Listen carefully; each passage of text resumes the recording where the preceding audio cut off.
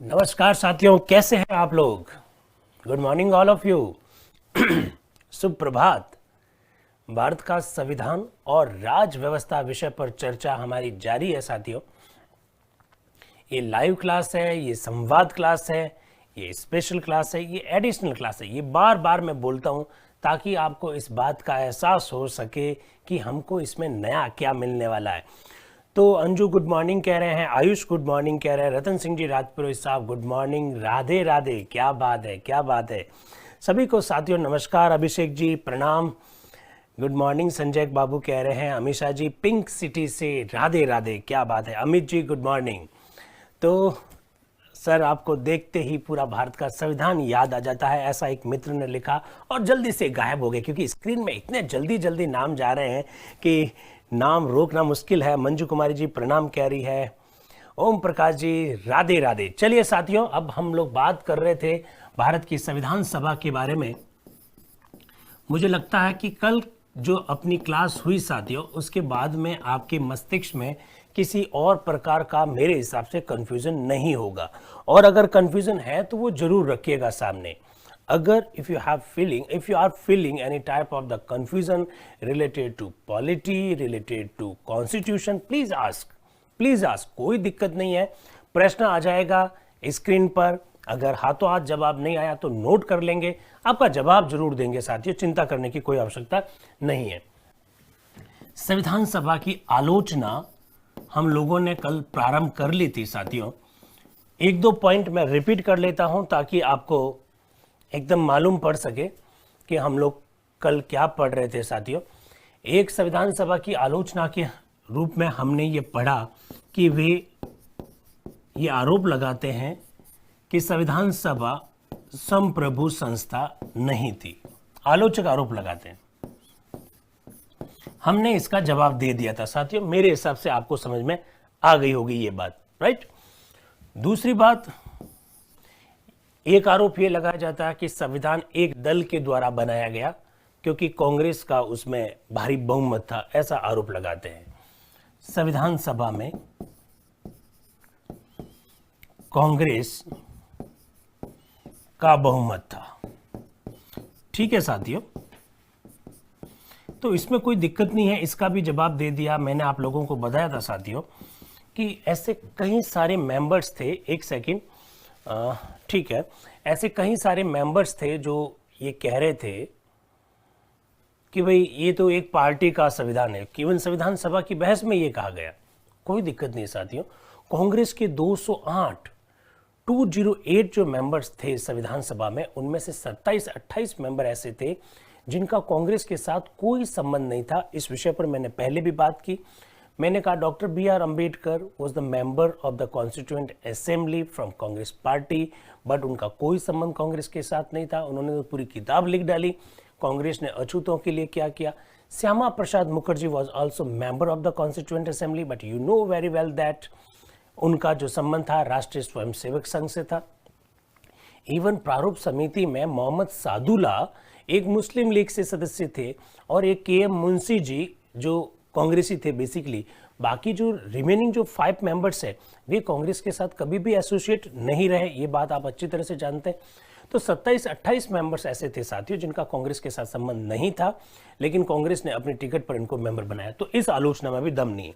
ये दोनों बातें हम लोग कल कर चुके हैं। आज साथियों तीसरी बात हम लोग कर रहे हैं, तीसरी आलोचना। अगर मैं आपसे पूछूं, बहुत ध्यान से सुनिएगा, अगर मैं आपको पूछूं कि संविधान सभा को हिंदुओं की सभा किसने कहा, तब क्या आंसर होगा। संविधान सभा को हिंदुओं की सभा किसने कहा। संविधान सभा हिंदुओं की सभा,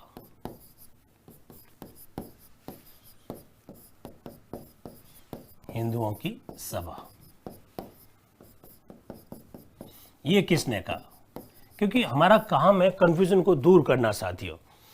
यस, हमारा काम है कंफ्यूजन को दूर करना, और इसी प्रकार का एक कंफ्यूजन चलता रहता है। आप चिंता मत कीजिएगा, मुझे सब लोगों के मैसेज आ रहे हैं।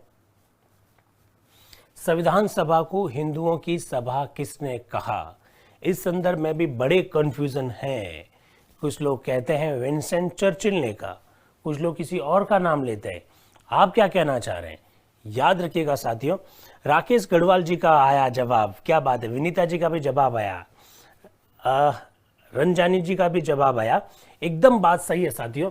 संविधान सभा को हिंदुओं की सभा सर जॉन साइमन ने कहा था, सर जॉन साइमन ने कहा था, ये ध्यान रखिएगा, जॉन साइमन ने कहा था। एकदम बात सही है मंजू कुमारी जी, विकास जी, बहुत बढ़िया, विकास सिंह जी एकदम सही जवाब दिया। सर जॉन साइमन ने संविधान सभा को हिंदुओं की सभा कहा। लिख लीजिएगा, चर्चिल ने कहीं नहीं कहा, सांवर डूडी जी, चर्चिल ने नहीं कहा, करेक्शन कर दीजिएगा। लिखिए, संविधान सभा को हिंदुओं की सभा किसने कहा? सर जॉन साइमन ने कहा। इस प्रकार के प्रश्न बन सकते हैं। जो मेरे मित्र चर्चिल कह रहे हैं वो एकदम गलत है, एकदम गलत है। सर जॉन साइमन ने संविधान सभा को हिंदुओं की सभा कहा। इस आलोचना में ज्यादा दम नहीं है साथियों। आलोचना में इसलिए दम नहीं है क्योंकि आज भी भारत में हिंदुओं की संख्या 80% से ज्यादा है। अगर हमारे लोकसभा में अधिकांश सांसद हिंदू है तो क्या हम लोकसभा को हिंदुओं की सभा कह देंगे? ऐसा आलोचना करने के लिए भले कर दीजिए, लेकिन जिनकी जनसंख्या ज्यादा होगी उनका प्रतिनिधित्व भी ज्यादा होगा। इसमें कोई दो राय नहीं है कि उस समय भारत की जनसंख्या में उस समय भी हिंदुओं की संख्या ज्यादा थी। इस वजह से ये अधिकांश जो लोग हैं वो हिंदू है, तो कोई दिक्कत नहीं है साथियों। पर ये हिंदुओं की सभा कहा किसने था? सर जॉन साइमन ने कहा। यस, चर्चिल नहीं होगा। चर्चिल ने साथियों, चर्चिल ने क्या कहा था ये भी लिख दीजिएगा। चौथी आलोचना लिखिए, संविधान सभा एक जाति की संस्था है, एक जाति की संस्था है, एक जाति की संस्था। ये किसने कहा था?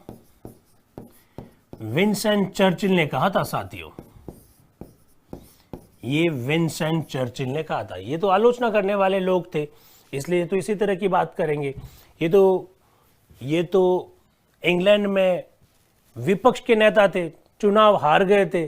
चुनाव हारने के बाद एटली की सरकार के द्वारा संविधान सभा के गठन की प्रक्रिया प्रारंभ की गई थी। इनको कैसे पसंद आएगा? इसलिए उन्होंने क्या कहा था? विंस्टन चर्चिल ने कहा था कि संविधान सभा एक जाति की संस्था है। शुभम, विंस्टन चर्चिल ने कहा था संविधान सभा एक जाति की संस्था है, एक जाति की संस्था। राहुल जी, क्या बात है, राहुल चौधरी जी भी एकदम बात सही कह रहे हैं। इसके अलावा इसी चर्चिल ने 9 दिसंबर 1946 को जब संविधान सभा की पहली बैठक हुई और मुस्लिम लीग के लोग नहीं आए, कंचन जी ने लिख भी दिया, क्या बात है, मजा आ गया।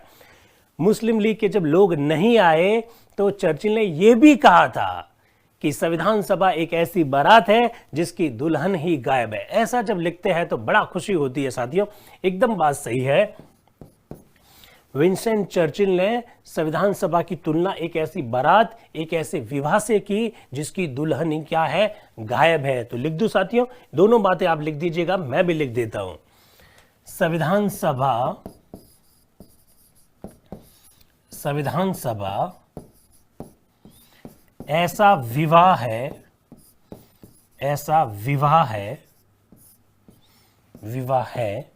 जिसकी दुल्हन ही गायब है, जिसकी दुल्हन ही गायब है। यह भी चर्चिल ने कहा था साथियों, जिसकी दुल्हन ही गायब है। इस प्रकार से आप बातों को ध्यान रखिएगा साथियों, बड़े अच्छे प्रश्न पूछे जा सकते हैं। शुभम जी, चर्चिल ने क्या कहा था मैंने लिखवा दिया, दोनों बातें आपकी ध्यान रखना है। आयुष, यस, दुल्हन ही गायब है, बिना बहू की बारात सरवण जी लेके आए हैं, ऐसा क्या बात है। संविधान सभा एक ऐसा विवाह है जिसकी दुल्हन ही गायब है और संविधान सभा एक जाति की संस्था है। ये दोनों बातें किसने कही थी? विंस्टन चर्चिल ने कही थी साथियों, संविधान सभा के बारे में। इस प्रकार की बातें ध्यान रखिए, अच्छे प्रश्न बन सकते हैं। तो चौथी आलोचना एकदम क्लियर है। आगे हम लोग बढ़े, पांचवी साथियों, भारत का संविधान। तो अगर हम लोग आगे पढ़ेंगे जब आपको मालूम पड़ेगा कि भारत के संविधान में जिन शब्दों का जो प्रयोग किया गया वो काफी कठिन शब्द है। तो सर आइवर जेनिंग्स भारत के संविधान में प्रयुक्त किए गए शब्दों की कठिन कठिन जो शब्दावली है उसकी वजह से सर आइवर जेनिंग्स भारतीय संविधान को वकीलों का स्वर्ग कहते हैं साथियों। ऐसा प्रश्न भी आ सकता है, तो लिखिएगा, कारण समेत लिखना, ऐसा क्यों कहा, कथन और कारण में भी तो आ सकता है प्रश्न। और आप लोग तो जिस तरह से बड़े एग्जाम की तैयारी कर रहे हैं उसमें तो ऐसे प्रश्न आ ही सकते हैं। तो लिखिएगा, सर आइवर जेनिंग्स ने, कारण समेत लिखना, संविधान की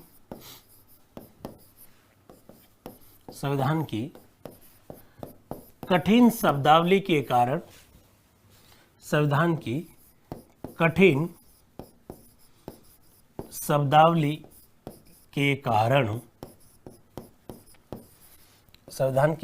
शब्दावली के कारण संविधान को वकीलों का स्वर्ग कहा। संविधान को वकीलों का स्वर्ग कहा। ये बातें ध्यान रखना साथियों, ये थोड़ा सा बातें ध्यान रखना। इस प्रकार के प्रश्न पूछे जा सकते हैं। सोनू सिंह जी कह रहे सर जेनिंग्स का क्या समय था, ऐसा मतलब वो किस टाइम में इन्होंने बातें कही। भारत के संविधान के निर्माण की जो प्रक्रिया चल रही थी तो सर आइवर जेनिंग्स से मिलने के लिए BN राव गए थे, ऐसा मैंने आपको कहा। सर आइवर जेनिंग्स खुद श्रीलंका जो हमारा पड़ोसी देश है वहां पर भी आए थे संविधान के लागू होने के बाद, इवन भारत भी आए थे। उसी समय इन्होंने कहा कि भारत के संविधान में इतने कठिन शब्दों का प्रयोग किया गया है कि ये आम व्यक्ति को समझ में आ ही नहीं सकता है, और आम व्यक्ति को जब समझ में नहीं आएगा तो वो वकील का सहारा लेगा, और वकील का सहारा लेगा तो वकील की तो चांदी ही चांदी है। उनका कहने का उद्देश्य ये था। तो संविधान की जटिल भाषा, संविधान की कठिन भाषा के कारण संविधान को वकीलों का स्वर्ग किसने कहा था? सर आइवर जेनिंग्स ने कहा था साथियों। इस प्रकार के भी प्रश्न आपको मालूम होने चाहिए। कथन और कारण में ऐसे प्रश्न पूछे जा सकते हैं। पवन कुमार जी एकदम सही बात है, आइवर जेनिंग्स श्रीलंका गए थे, वहां पर उनको बोलने का मौका जब मिला था तब उन्होंने इस प्रकार की बातें कही थी। सर आइवर जेनिंग्स ने भारत के संविधान में जो नीति निदेशक तत्व जो डाले गए उसके बारे में भी कमेंट किया था, लेकिन फिलहाल हम उस कमेंट का यहाँ पर उल्लेख नहीं करेंगे। यहाँ इसलिए उल्लेख नहीं करेंगे क्योंकि जब नीति निदेशक तत्व जब आएगा तब उस विषय पर चर्चा करेंगे। आयुष कह रहे हैं कि क्या ये भी इंग्लैंड के थे? जी हाँ, सर आइवर जेनिंग्स इंग्लैंड के ही थे। और मैंने जो बताया था ग्रैनविल ऑस्टिन, कल जो बताया था ग्रैनविल ऑस्टिन, वो अमेरिका के थे, वो हिस्टोरियन थे, वो अमेरिका के इतिहासकार थे ग्रैनविल ऑस्टिन, और ये कॉन्स्टिट्यूशन के दुनिया भर में जानकार माने जाते हैं सर आइवर जेनिंग्स। जब कभी भी हम संविधान पर बात करते हैं और संविधान क्या है, संविधान कैसा होना चाहिए, एक आदर्श संविधान क्या होता है, तब बात करते तो आइवर जेनिंग्स पर बात किए बिना बात प्रारंभ हो ही नहीं सकती। ऐसा आइवर जेनिंग्स का ज्ञान है संविधानों के बारे में। आइवर कहाँ के थे मैंने बता दिया, ये इंग्लैंड के थे, इसको भी ध्यान रखिएगा। तो पांचवी आलोचना आपको समझ में आ गई साथियों। छठी और लास्ट आलोचना, बहुत सारे लोगों ने कहा कि भारतीय जो संविधान है वो उधार का संविधान है। भारतीय संविधान जो है वो उधार का संविधान है, भारतीय संविधान अलग अलग देशों से लिया गया है। ये सब बातें आपको ध्यान रखनी है। कथन और कारण वाले प्रश्नों में जब प्रश्न आए तो उसके समाधान में आपको इससे मदद मिलेगी। उधार का संविधान है क्योंकि अभी थोड़ी देर बाद में 2 मिनट बाद में ही हम लोग पढ़ने जा रहे हैं भारतीय संविधान के विभिन्न स्रोत। उधार का संविधान कहा जाता है, कुछ लोग इसे 1935 के अधिनियम की प्रतिलिपि कहते हैं, कॉपी कहते हैं। कुछ लोग कहते हैं कि भारत का जो संविधान है वो अन इंडियन है, अन इंडियन भी कहा जाता है। तो मैं लिख दूं एक आलोचना, उधार का संविधान क्यों कहते हैं? उधार का संविधान क्यों कहते हैं? संविधान के प्रावधान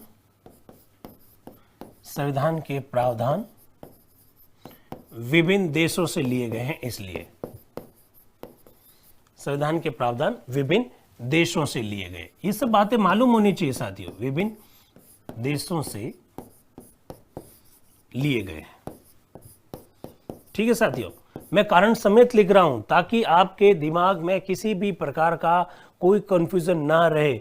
उधार का संविधान क्यों कहा जाता है? क्योंकि संविधान के प्रावधान विभिन्न देशों से लिए गए। ठीक, एक बात, कुछ लोग इसे कट एंड पेस्ट कहते हैं। कट एंड पेस्ट, यहां से लिया और यहां चिपका दिया, कट एंड पेस्ट भी कहते हैं, बात सही है।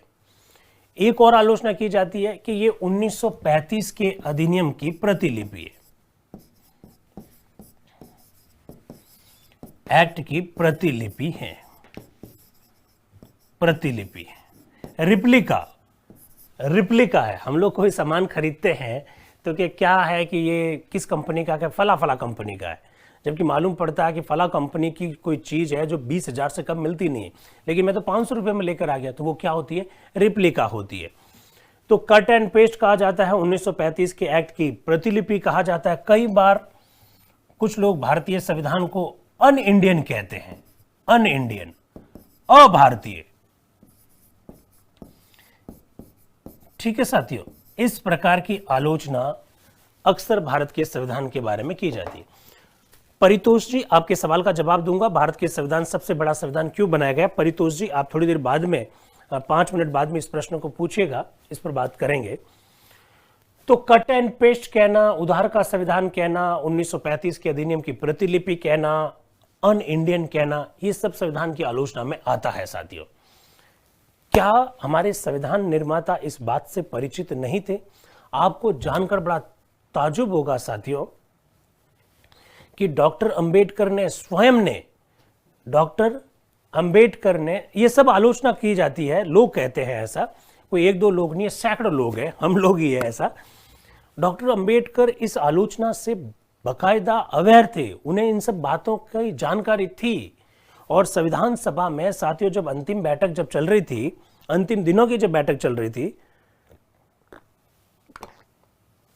सपना जी ये सब हम ही लोग कहते हैं, कोई पर्टिकुलर व्यक्ति ने नहीं कहा, ये सब हम ही लोग कहते हैं।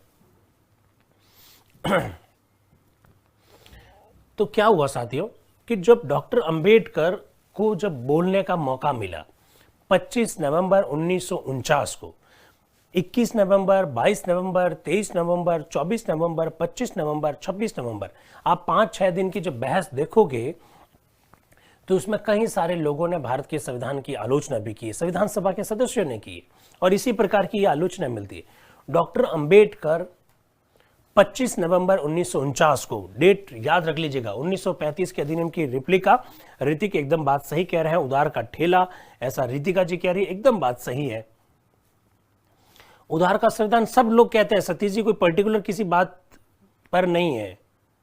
ठीक है, अन इंडियन क्यों कहा जाता है? क्योंकि भारतीय संविधान में ऐसी बहुत सारी बातें हैं जो अलग अलग देशों से ली गई है, इसलिए अन इंडियन कहा जाता है। ये आलोचना है, हम इसका जवाब दे रहे हैं।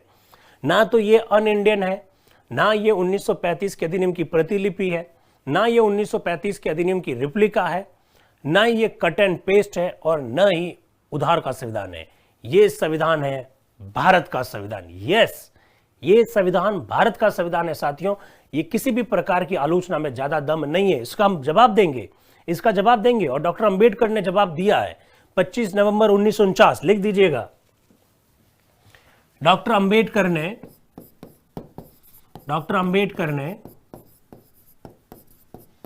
25 नवंबर 1949 को संविधान सभा में, लिख दीजिए, बहुत महत्वपूर्ण बात लिखवा रहा हूं साथियों, फिर ढूंढते रहोगे आप। संविधान सभा में जो भाषण दिया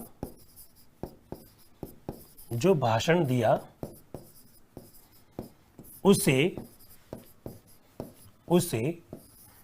grammar of anarchy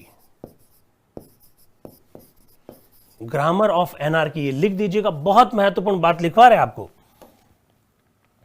grammar of anarchy अलग कलर में लिख रहा हूं साथियों ताकि आपको मालूम पड़ सके। तानाशाही का व्याकरण,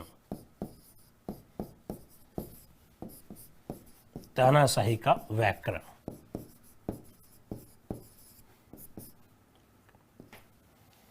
कहा जाता है, तानाशाही का व्याकरण कहा जाता है।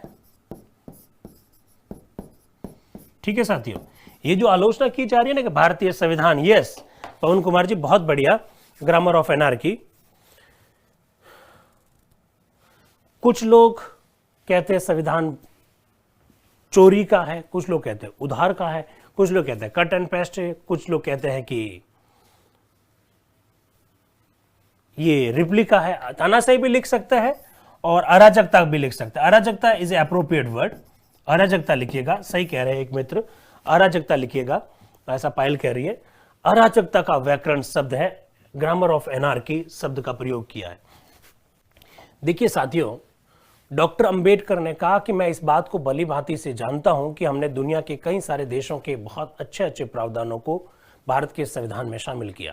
डॉक्टर अंबेडकर कहते हैं आगे, क्या कहते हैं, किसी भी देश के अच्छे प्रावधानों को ग्रहण करना किसी भी प्रकार की साहित्यिक चोरी नहीं है। कि लिख दीजिएगा, क्या लिखेंगे, किसी भी देश के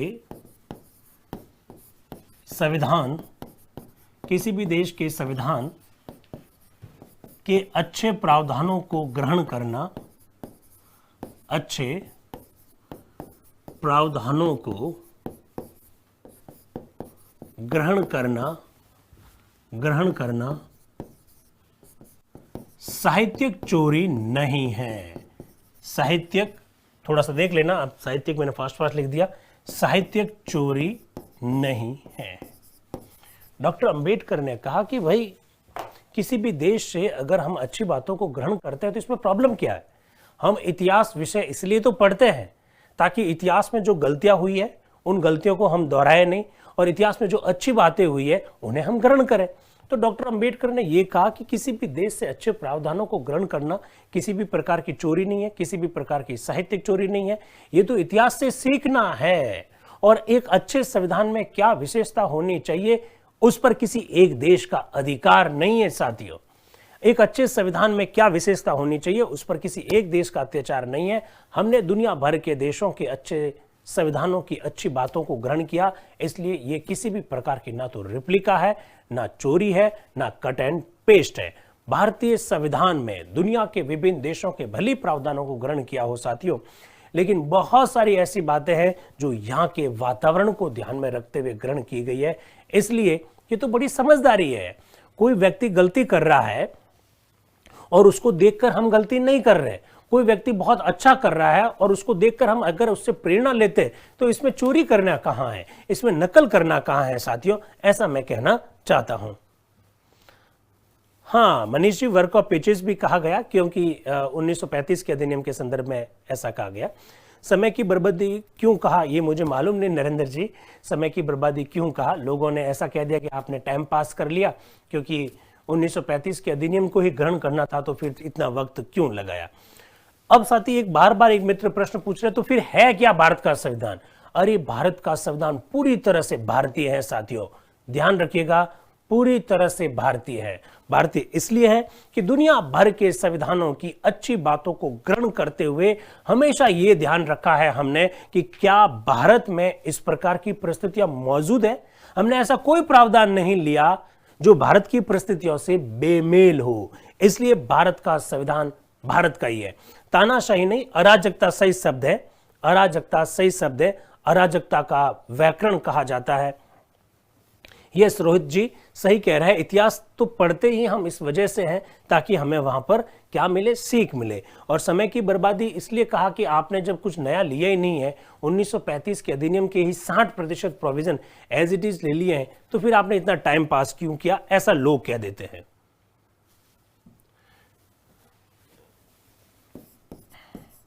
चोरी नहीं है, ऐसा मैं कहना चाह रहा हूं। किसी भी देश के संविधान से अच्छे प्रावधानों को ग्रहण करना साहित्यिक चोरी नहीं है, चोरी नहीं है, चोरी नहीं आएगा। राहुल जी एकदम सही कह रहे हैं। तो मेरे हिसाब से बात आपको अब समझ में आ गई होगी। भारत के संविधान की आलोचना करने वालों को और संविधान सभा की आलोचना करने वालों को सबको जवाब मिल गया है साथियों। साहित्यिक चोरी नहीं है, ऐसा लिखना है आपको। पीएस राणा जी कह रहे हैं लोगों का काम ही क्या है, केवल आलोचना करना काम है। तो ये कुछ आलोचना की है, उनमें दम भी नजर आता है, कुछ आलोचना ऐसी है जिसमें साहित्य, जैसे एक बात बताइए, भारत के संविधान सभा जो थी उसमें हिंदुओं का बहुलता थी तो थी, एक जाति की बहुलता थी तो थी, कांग्रेस की बहुलता थी तो थी। ये तथ्य है साथियों, और तथ्यों की आलोचना नहीं की जा सकती है। चूंकि उस समय हिंदू ज्यादा संख्या में थे, अभी भी हैं, तो अपना आप ही उनकी संख्या ज्यादा होगी। चूंकि कांग्रेस उस समय भारत का सबसे बड़ा संगठन था, अम्ब्रेला संगठन था, इसलिए कांग्रेस के अधिकांश सदस्य थे तो थे।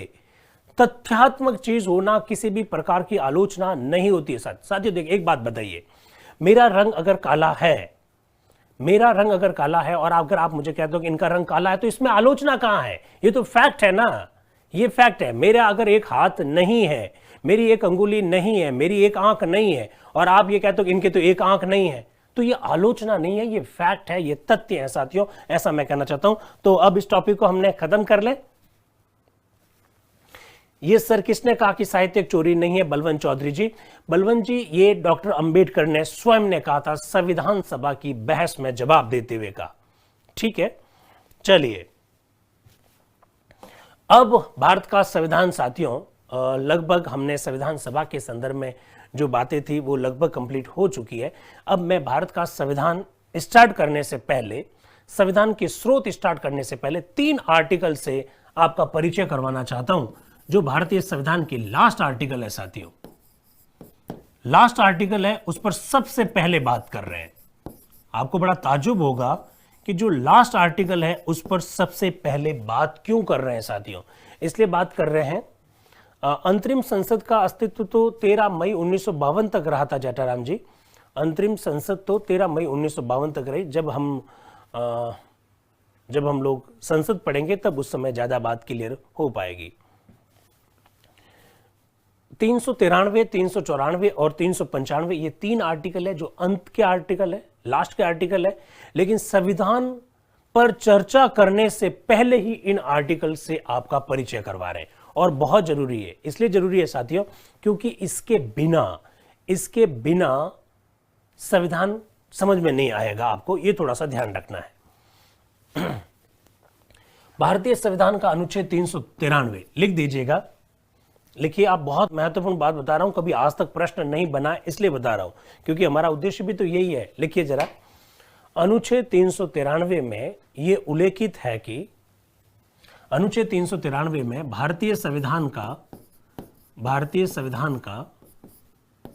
अनुच्छेद 393 में भारतीय संविधान का शीर्षक दिया गया है, शीर्षक दिया गया है, भारतीय संविधान का शीर्षक दिया गया है,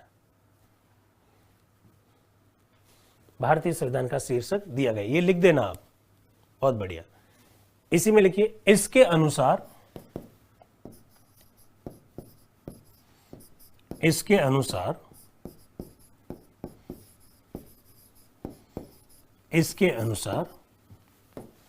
भारतीय संविधान का शीर्षक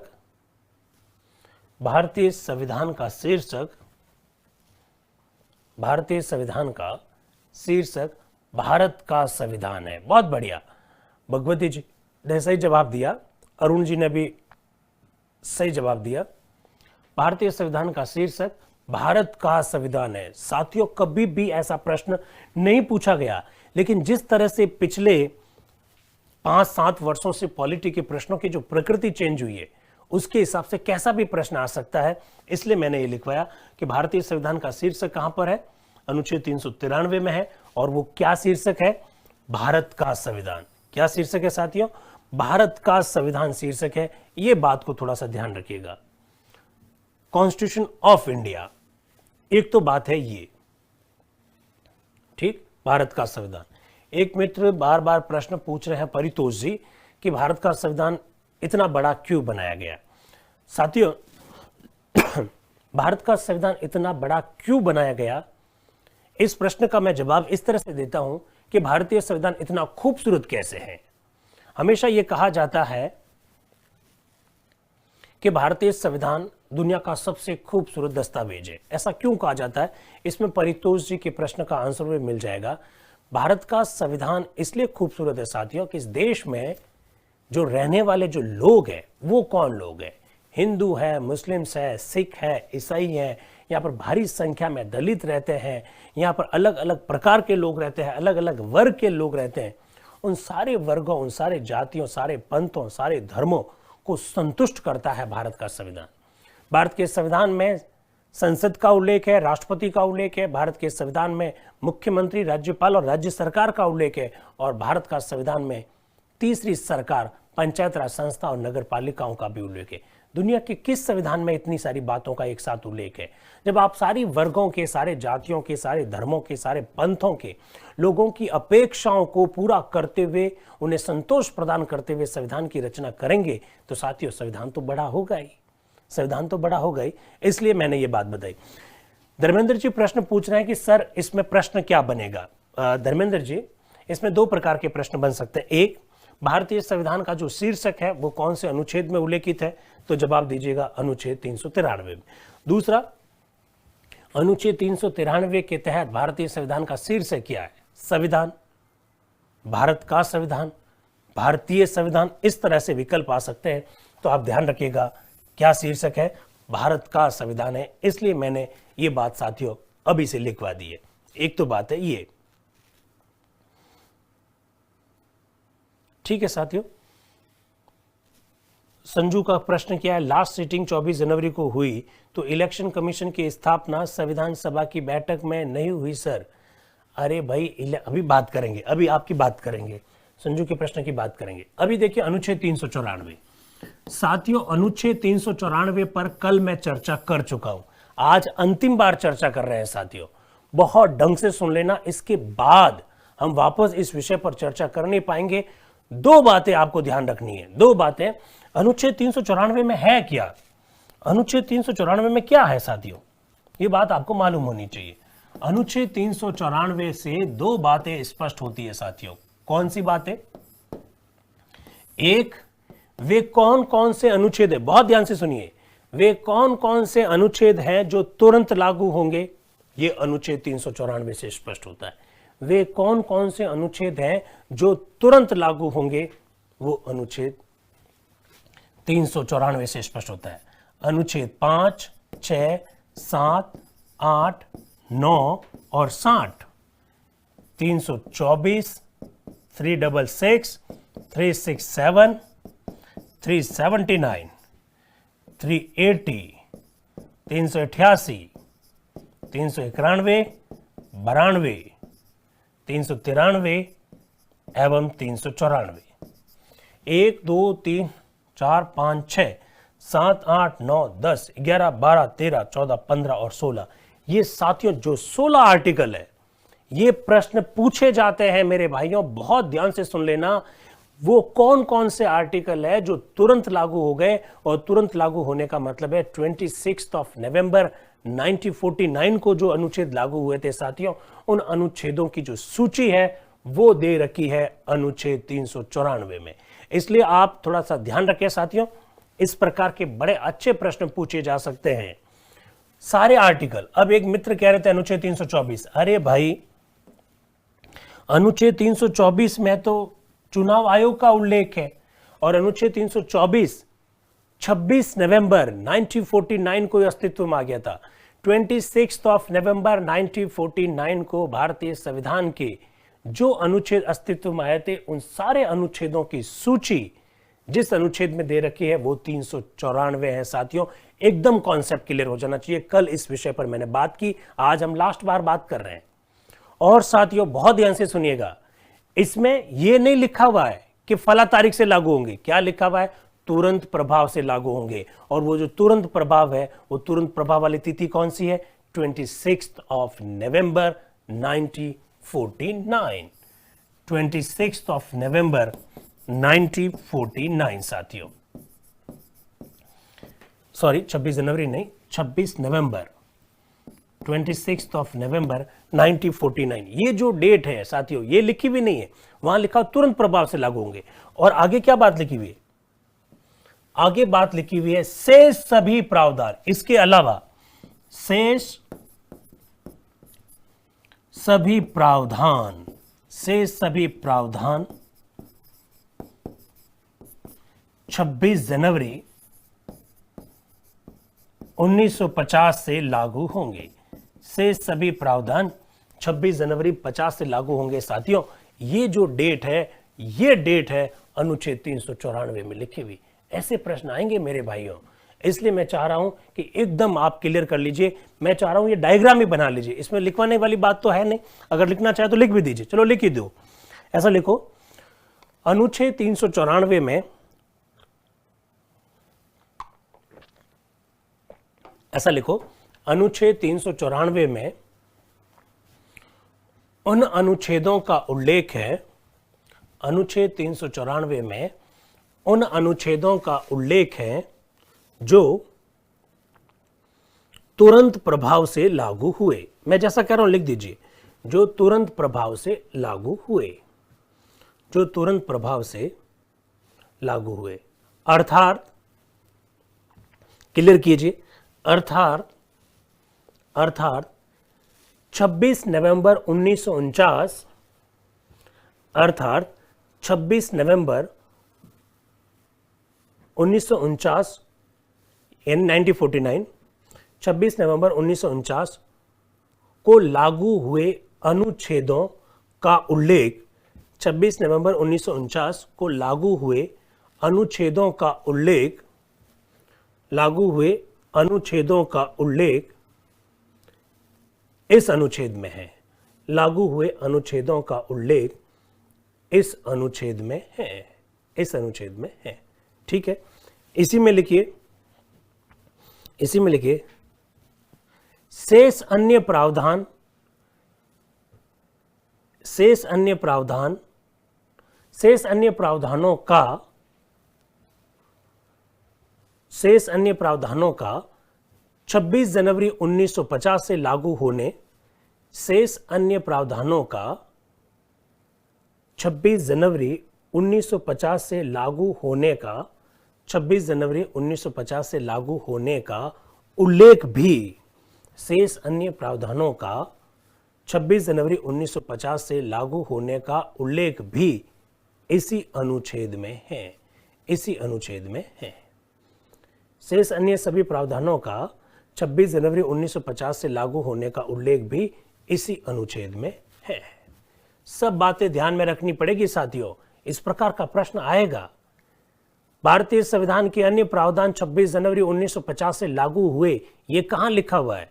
प्रस्तावना में लिखा हुआ है, अनुच्छेद 1 में लिखा हुआ है, या लिखा हुआ है ही नहीं, या अनुच्छेद 395 में लिखा हुआ है, या अनुच्छेद 394 में लिखा हुआ है? इस प्रकार के प्रश्न बनेंगे, इस प्रकार के प्रश्न बनेंगे साथियों। इसलिए थोड़ा ध्यान रखिएगा कि 26 जनवरी वाली जो डेट है, उस डेट का उल्लेख कहां पर कर रखा है? अनुच्छेद 394 में कर रखा है। बहुत ढंग से ध्यान रखें इन बातों को साथियों। तो अनुच्छेद 394 क्लियर हो गया मेरे हिसाब से। ये अंतिम बार पढ़ रहे हैं, इसके बाद में हम लोग बार बार नहीं पढ़ पाएंगे। ठीक है, इस बात को ध्यान रखिएगा। अब एक और अनुच्छेद है जिस पर मैं बात करना चाहता हूं, आपने लिख दिया होगा। एक और अनुच्छेद है जिस पर अपने को बात करनी चाहिए साथियों, और वह है अनुच्छेद 395, आर्टिकल 395। याद कीजिएगा, मैं बार बार जब आपको, देखिए एक बात मैं स्पष्ट कर दूं साथियों, ऐसी कोई भी बात जो नहीं है, जो इररिलेवेंट है, जब भी कोई बात आपको बताई जाती है तो उसके पीछे बहुत सारे कारण हैं। याद कीजिएगा, याद आया? भारतीय स्वतंत्रता अधिनियम 1947, भारतीय स्वतंत्रता अधिनियम 1947। पहले एक बार सुन लीजिएगा, फिर मैं आपको लिखवा दूंगा, बहुत अच्छे ढंग से लिखवा दूंगा साथियों।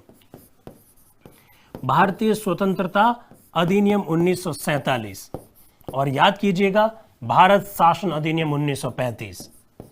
आप कहेंगे सर इनका तो पीछा छूट गया, अब इनको क्यों बार बार बोल रहे हो? अरे बोलना जरूरी है। भारत शासन अधिनियम 1935 साथियों याद करें, बहुत ढंग से याद कीजिएगा साथियों। भारतीय स्वतंत्रता, देखिए अनुच्छेद 394 ए अभी नहीं लिखवा रहे ब्रिजेंद्र जी, जो हिंदी में ट्रांसलेशन की जो आज्ञा देता है राष्ट्रपति को, वो अभी नहीं लिखवा रहे हैं, क्योंकि राजभाषा जब अनुच्छेद 343 से लगाकर अनुच्छेद 348 तक जब पढ़ेंगे तब आपको अनुच्छेद 394A बता देंगे, जो बाद में जोड़ा गया था, जो राष्ट्रपति को आदेश देता है संविधान का हिंदी में ट्रांसलेशन का। फिलहाल उस पर बात नहीं करनी है साथियों। इन दो अधिनियमों पर मैं अभी बात क्यों कर रहा हूं, याद कीजिएगा, भारतीय स्वतंत्रता अधिनियम 1947 में क्या लिखा हुआ था? जब तक दोनों देशों की, ध्यान से सुनिए, जब तक दोनों देशों की संविधान सभा अपना संविधान नहीं बना लेती है, जब तक दोनों देशों की संविधान सभा अपना संविधान नहीं बना लेती है, तब तक भारत शासन अधिनियम 1935 के द्वारा दोनों देशों की शासन व्यवस्था को संचालित किया जाएगा। बताया था ना, मैंने बताया था ना। अब आया कुछ समझ में? जब तक दोनों देशों की संविधान सभा अपना नया संविधान नहीं बना लेती है, तब तक दोनों देशों की शासन व्यवस्था भारत शासन अधिनियम 1935 के द्वारा संचालित की जाएगी साथियों। अब हमारा संविधान तो बन गया यार, तुम जाओ ना यहां से। हमारा संविधान बन गया तो भारतीय संविधान के अनुच्छेद 395 में क्या लिखा? आज से भारतीय स्वतंत्रता अधिनियम और भारत शासन अधिनियम 1935 को हम क्या करते हैं? समाप्त करते हैं, रिपील करते हैं, निश्चित करते हैं। अब हमें तुम्हारी जरूरत नहीं है, ये यूं कहना चाह रहा है साथियों। भारतीय स्वतंत्रता अधिनियम 1947 और भारतीय शासन अधिनियम 1935 अनुच्छेद 395 के द्वारा समाप्त किया गया साथियों। अब तुम्हारी जरूरत नहीं है, क्योंकि अब हमारा खुद का संविधान आ गया है। तो लिख दीजिए, अच्छा प्रश्न आया है एसएससी में, यह प्रश्न पूछा गया कि कौन से अनुच्छेद के तहत भारतीय स्वतंत्रता अधिनियम 1947 को खत्म किया गया। ऐसे प्रश्न आते हैं साथियों। तो लिखिए अनुच्छेद 395। राजेश पुनिया जी, भारत और पाकिस्तान का संविधान सेम है क्या? क्यों भाई, पाकिस्तान और भारत का संविधान सेम कैसे होगा? पाकिस्तान यार इस्लामिक राष्ट्र है, हम पंथ निरपेक्ष देश है। पाकिस्तान में सरकार, पॉपुलर गवर्नमेंट तो 70 में से 50 साल रही नहीं है, मुश्किल से 20 साल तक वहां सरकार है। और हमारे यहाँ पर 70 में से सिर्फ 2.5 या 3 साल के लिए कोई इमरजेंसी का पीरियड आया था। बाकी हमारी तुलना कहाँ पाकिस्तान के साथ करोगे यार। चलिए लिखिए अनुच्छेद 395 लिखिए। इसके तहत अनुच्छेद 395 में लिख दीजिएगा, इसके तहत भारतीय स्वतंत्रता अधिनियम 1947, भारतीय स्वतंत्रता अधिनियम 1947, भारतीय स्वतंत्रता अधिनियम 1947 तथा भारत शासन अधिनियम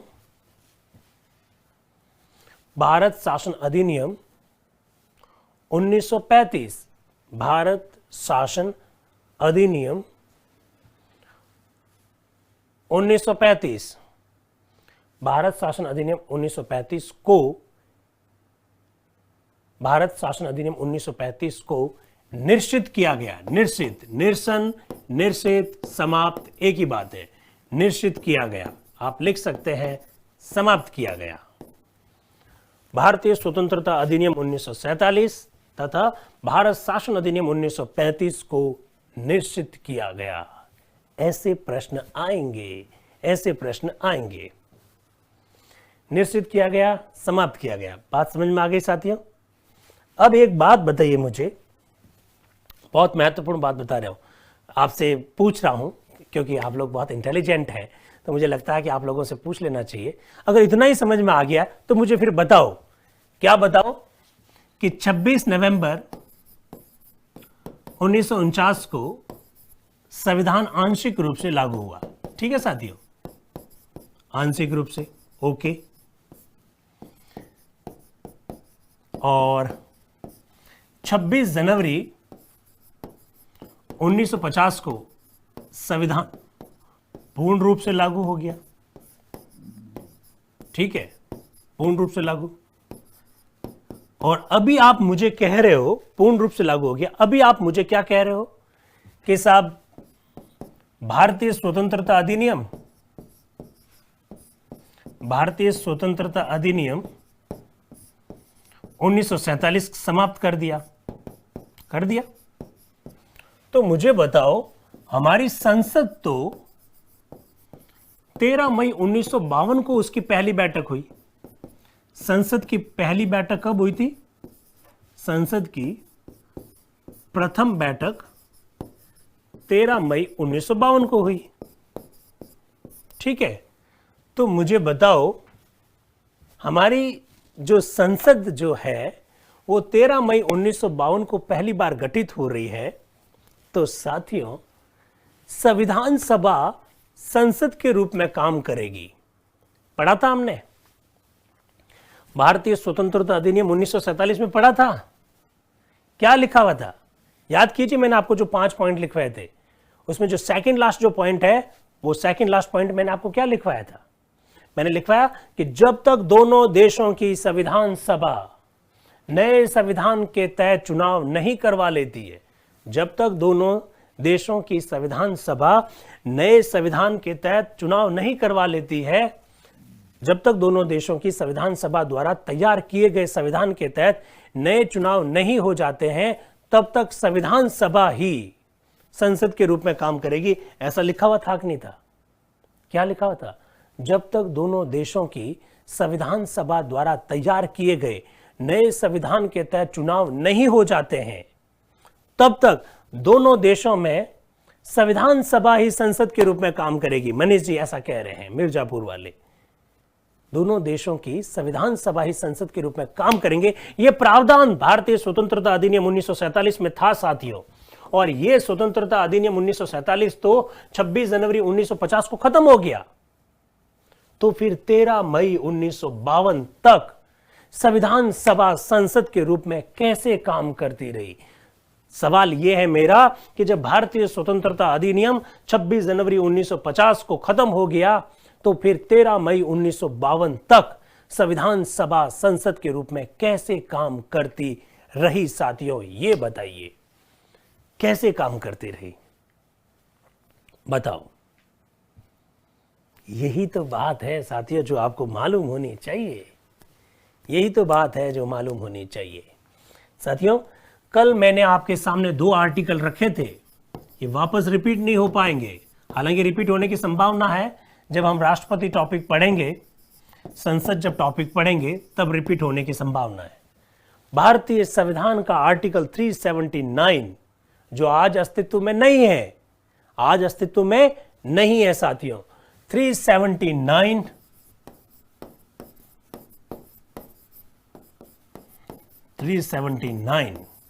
हमारी संविधान सभा को क्या बना देता है? हमारी संविधान सभा को अंतरिम संसद बना देता, इंटरिम पार्लियामेंट, काम चलाऊ संसद बना लेता है। और कब तक के लिए बना लेता है साथियों? जब तक कि नए चुनाव के तहत नई संसद नहीं बन जाती है, तब तक हमारी संविधान सभा ही किस रूप में काम करेगी? अंतरिम संसद के रूप में काम करेगी साथियों।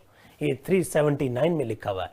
और ये जो आर्टिकल है वो 26 नवंबर 1949 26 ऑफ नवंबर 1949 को अस्तित्व में आ गया।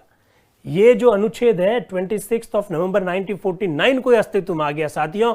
इसलिए डरने की कोई बात ही नहीं है। 26 नवंबर 1949 को जब संविधान सभा ने अपना काम कंप्लीट कर लिया संविधान के निर्माण का, तो संविधान सभा केवल एक ही काम करेगी अब, अंतरिम संसद के रूप में।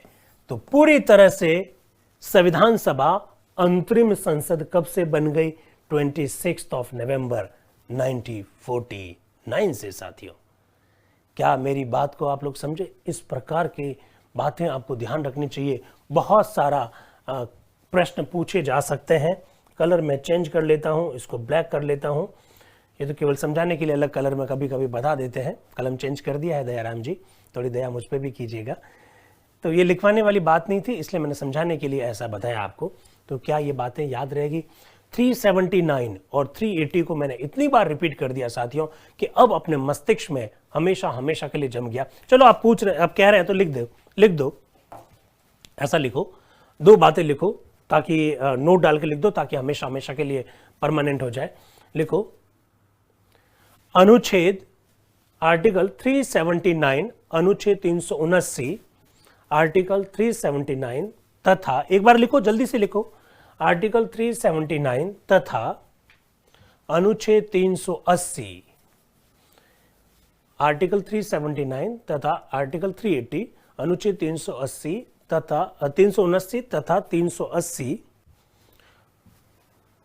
26 नवंबर 1949 को ही लागू हो गए थे। 26 नवंबर 1949 को ही लागू हो गए थे, लागू हो गए थे। लिखते रहिएगा, 26 नवंबर 1949 से ही लागू हो गए थे। इसी में लिखिए अनुच्छेद 379 379, अनुच्छेद 379, अनुच्छेद 379 के तहत, अनुच्छेद 379 379 के तहत, आर्टिकल 379 के तहत संविधान सभा को, आर्टिकल 379 के तहत संविधान सभा को, संविधान सभा को, संविधान सभा को अंतरिम संसद बना दिया गया।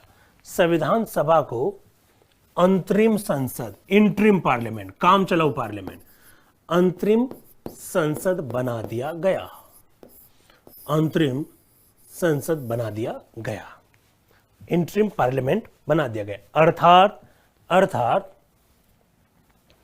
अर्थात 26 नवंबर 1949 से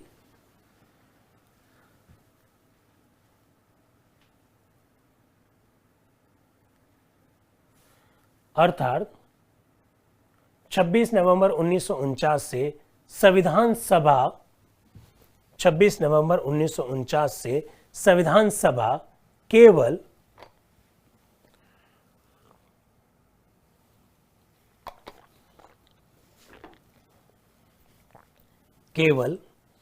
अंतरिम संसद के रूप में ही कार्य करने लगी। अर्थात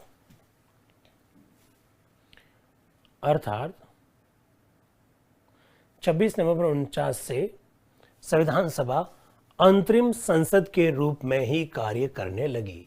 पहले दोनों काम साथ साथ में कर रही थी, लेकिन अब केवल किस रूप में काम करेगी? अंतरिम संसद के रूप में ही कार्य करने लगी। ठीक है, ये बातें मालूम होनी चाहिए।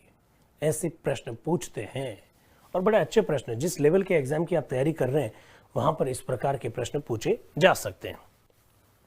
अभिनव कुमार जी क्या कह रहे हैं? सर ये अनुच्छेद स्वतः ही निरसित कैसे हो गए? कैसे हो गए मतलब ऐसे हो गए? अरे जब लिखा कि संविधान जब पूरी तरह से लागू होगा उस दिन से भारतीय स्वतंत्रता अधिनियम और अन्य जो है वो निरसित हो जाएंगे। और ये क्या लिखा? अच्छा, अभिनव कुमार जी कह रहे हैं ये अनुच्छेद कैसे निरसित हो गए, ऐसा कह रहे हैं क्या? भारतीय संविधान में बहुत सारे आर्टिकल ऐसे थे साथियों जो टाइम बिंग थे, कुछ समय के लिए थे। वो समय जैसे आया वो अपना आप कंप्लीट हो गए, वो अपना आप ही समाप्त हो गए। जैसे आर्टिकल 379 आपको समाप्त करने की जरूरत ही नहीं है। जब कह दिया कोई एक व्यक्ति है, ये एक व्यक्ति है, सुनना जरा ध्यान से, इस व्यक्ति का जन्म उदाहरण के तौर पर 3 अप्रैल 2021 को हुआ और उस व्यक्ति को भगवान ने क्या किया? कहा कि तुम 30 अप्रैल 2021 तक के लिए हो। क्या कहा? तुम 30 अप्रैल 2021 तक के लिए हो। अब आप मुझसे 10 मई को यह कहते हो, 10 मई 2021 को मुझे यह कहते हो कि सर वो व्यक्ति गायब कैसे हो गया, वो व्यक्ति कहां गया? तो मैंने कहता हूं वो व्यक्ति मर गया। तो आप मुझे कहेंगे सर किसने मारा? अपना आप कैसे मर गया? अरे अपना आप क्या मरा? जब भगवान ने उस व्यक्ति को भेजा तो सांसें उसकी काउंट करके भेजी कि तुम 3 अप्रैल से सांसें लेना शुरू करोगे और 30 अप्रैल 2021 तक सांसें लोगे। 30 अप्रैल 2021 की रात की जैसे 12 बजेगी तुम्हारी सांसें बंद हो जाएगी, अपना आप ही खत्म। अब आप मुझे 10 मई को कह रहे सर ऐसे कैसे हो गया, किसने मारा, गायब कैसे हो गया? अरे गायब क्या, जितनी चाबी भरी राम ने उतने चले खिलौना। तो 379 380 आर्टिकल की चाबी उतनी ही भरी गई थी। वो एक टाइम बिंग के लिए थे, एक समय के लिए थे कि उस समय के बाद में ये अनुच्छेद क्या हो जाएंगे? निष्क्रिय हो जाएंगे साथियों, ऐसा मैं कहना चाहता हूं। हाँ, क्या कितना जबरदस्त जवाब दिया। सुनीता यादव जी को रोकिएगा जरा। सुनीता यादव जी ने बड़ा जबरदस्त जवाब दिया। सुनीता यादव जी नहीं, सॉरी, प्रज्वल सिंह ने जबरदस्त जवाब दिया कि आरक्षण भी तो 10 साल के लिए था। यस साथियों, 26 जनवरी 1950 को जब आरक्षण लागू हुआ था, कौन सा आरक्षण? राजनीतिक आरक्षण। उसमें भी तो क्या लिखा हुआ था? 10 साल। अगर 10 साल से पहले हम संविधान में संशोधन नहीं करते तो वो आरक्षण अपना आप ही क्या हो जाता, समाप्त हो जाता।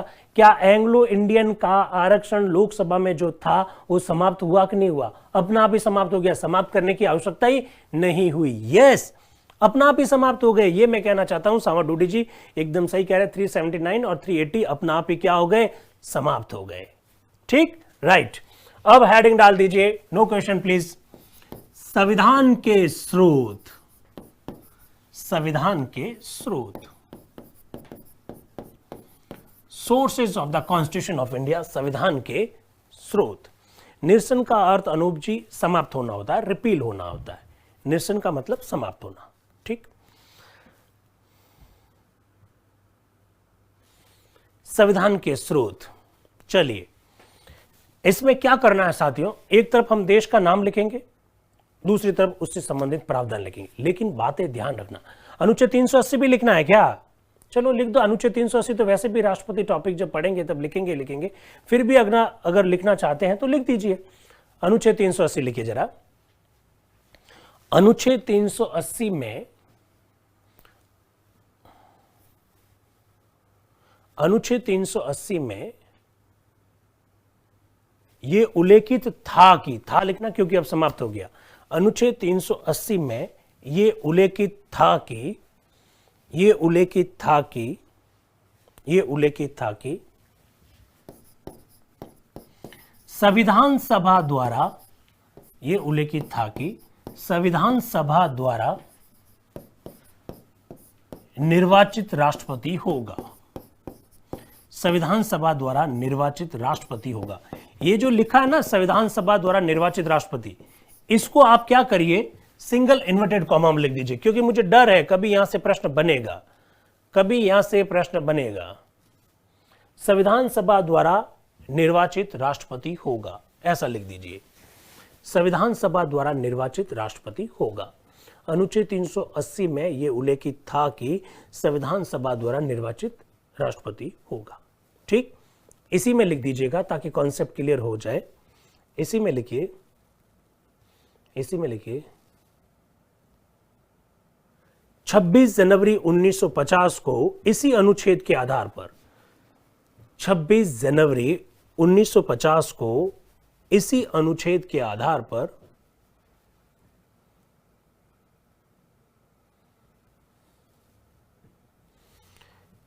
जनवरी 1950 को इसी अनुच्छेद के आधार पर डॉक्टर राजेंद्र प्रसाद ने राष्ट्रपति के रूप में पद ग्रहण किया था। डॉक्टर राजेंद्र प्रसाद ने राष्ट्रपति के रूप में पद ग्रहण किया था, पद ग्रहण किया था, पद ग्रहण किया था। 26 जनवरी 1950 को इसी अनुच्छेद के आधार पर डॉक्टर राजेंद्र प्रसाद ने राष्ट्रपति के रूप में पद ग्रहण किया था। ठीक है, यह बात मैंने कल भी कही थी कि अनुच्छेद 380 में ना तो काम चलाओ राष्ट्रपति का उल्लेख है। चलो एक बात और सुनी लीजिए यार, फिर आप कहेंगे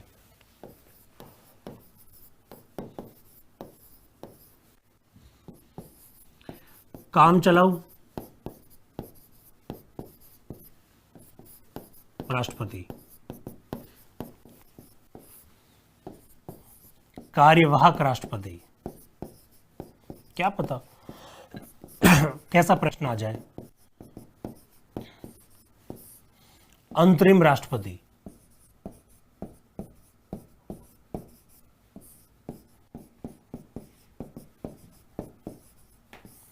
राष्ट्रपति,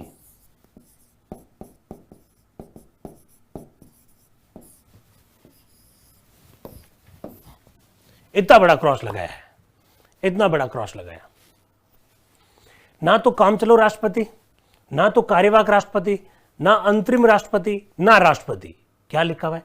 संविधान सभा द्वारा निर्वाचित राष्ट्रपति, elected president by the constituent assembly, article 380। ऐसे ध्यान रखना पड़ेगा साथियों, जब सवाल आएगा तब झटका लगेगा, तब झटका लगेगा।